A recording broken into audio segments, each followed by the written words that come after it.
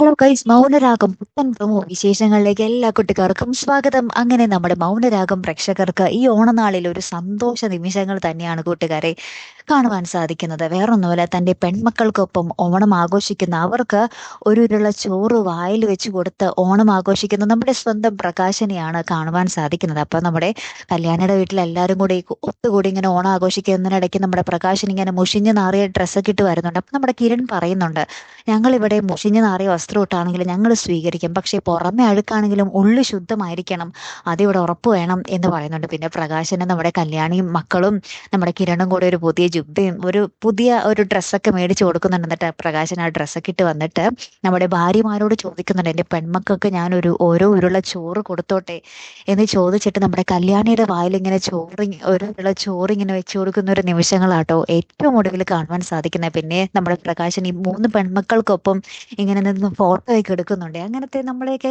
എന്താ പറയാ, കണ്ണ് നിറയ്ക്കുന്ന ഒരു നിമിഷങ്ങൾ തന്നെയാട്ടോ കൂട്ടുകാരെ ഏറ്റവും ഒടുവിൽ കാണുവാൻ സാധിച്ചതേ. കാത്തിരുന്ന് തന്നെ കാണാട്ടോ. അടുത്തൊരു വീഡിയോയുമായി വരുന്നത് വരയ്ക്കും ഗുഡ് ബൈ.